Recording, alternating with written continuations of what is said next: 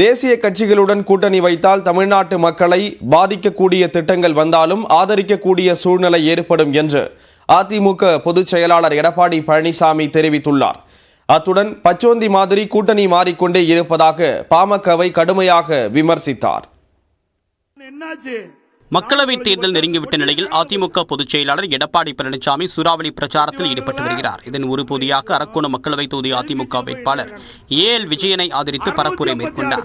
ராணிப்பேட்டை மாவட்டம் ஷோலிங்கரில் நடைபெற்ற தேர்தல் பொதுக்கூட்டத்தில் பங்கேற்று பேசிய எடப்பாடி பழனிசாமி தங்களுடைய ஆட்சியின் சாதனைகளை எடுத்துக் கூறினார். ஆனால் திமுக அரசு சதுரங்க வேட்டைப்பட பாணியில் மக்களை ஏமாற்றக்கூடிய வேலையில் ஈடுபடுவதாக சாடினார். ஒருவரை ஏமாற்ற வேண்டும் என்றால் ஆசையை தூண்ட வேணும். அப்படி பொதுமக்களுடைய ஆசையை தூண்டி மனுக்களை எழுதி பெட்டியில போட்டு வீட்டில் கொண்டு வச்சுக்கிட்டு அந்த மனுவுக்கு தீர்வு காணுகின்றா இல்லையா, மனு இருக்குதா இல்லையா, எப்படியெல்லாம் மக்களை ஏமாற்றுகின்ற ஒரு முதலமைச்சர் என்பதை நீங்கள் எண்ணி பாருங்க. மனுவுக்கு என்ன பதிலே தெரியாத போச்சு. ஆக இப்படியெல்லாம் மக்களை தந்திரமாக கவர்ச்சியாக ஏமாற்றக்கூடிய விஞ்ஞான மூளை படைத்தவர் தான் இன்றைய முதலமைச்சர் திரு ஸ்டாலின். நல்லது செய்யறதுக்கெல்லாம் விஞ்ஞான மூளை பயன்படுத்த மாட்டார். மேலும் தேர்தல் பத்திர முறைகேடு தொடர்பாக பேசும் திமுக ஆன்லைன் ரம்மி நிறுவனத்திடமிருந்து ஏன் பணம் பெற்றது என்றும் கேள்வி எழுப்பியுள்ளார். 509 கோடிக்கு ஆன்லைன் ரம்மி நடத்துகின்ற நிறுவனர் அவரிடத்தில் 509 கோடி வாங்கியிருக்கிறீங்க. தேர்தல் பத்திரம் 656 கோடி வாங்கியிருக்கிறீங்க. திரு ஸ்டாலின் பேசுறாரு, இவர் என்ன யோகி மாதிரி மற்றவரெல்லாம் தேர்தல் பத்திரம் வாங்கிட்டாங்க, இதுக்கு என்ன பதில் சொல்ற?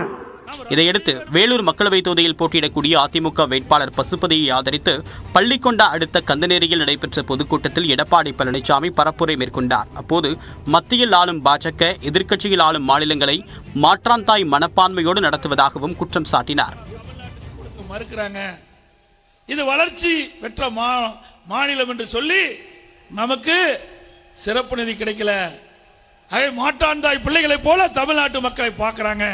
அதனாலதான் அனைத்து இந்திய அண்ணா திராவிட முன்னேற்ற கழகம் தேசிய கட்சியோடு கூட்டணி வைக்கல.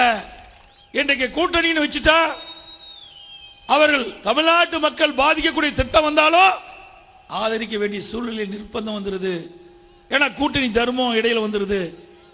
எண்ணம் சுத்தம் இல்லாததால் கடந்த தேர்தலில் வெற்றி பெற முடியவில்லை என்று ஏசி சண்முகத்தை மறைமுகமாக சாடினார். அத்துடன் பாமக மற்றும் அன்புமணி குறித்தும் எடப்பாடி பழனிசாமி காட்டமாக விமர்சித்தார். இன்னொருத்தர் இருந்தார், அடிக்கடி கட்சி மாறிட்டே போறார். அப்பப்ப பச்சோந்தி நிறமாற மாதிரி அப்பப்போ ஏதோ ஒரு கூட்டணியில் சேர்த்துக்குவாங்க. நீங்க ஜாதி வாரி கணக்கெடுப்பு வேணுங்கிறீங்க. இப்போ நீங்க கூட்டணியில் அங்கமிக்கின்ற கட்சி ஜாதி வாரி கணக்கெடுப்பு நடக்காதுன்னு சொல்லியாச்சு. ஜாதி வாரி கணக்கெடுப்பு நடத்த மாட்டோம் என்று பாரதிய ஜனதா சொல்லிட்டது. அந்த கட்சியோட போய் கூட்டணி வச்சிருக்கிறீங்க. அப்படியே உங்களுடைய கொள்கை என்னாச்சு? தொடர்ந்து பேசிய இபிஎஸ் தாங்கள் பாஜகவிற்கு பயப்படவில்லை என்றும் முதலமைச்சர் ஸ்டாலின் தான் பயப்படுகிறார் என்றும் விமர்சித்தார். மேலும் பாஜகவுக்கு தாங்கள் அஞ்சி இருந்தால் அவர்களுடன் கூட்டணி வைத்திருப்போம் என்றும் எடப்பாடி பழனிசாமி விளக்கமளித்தார்.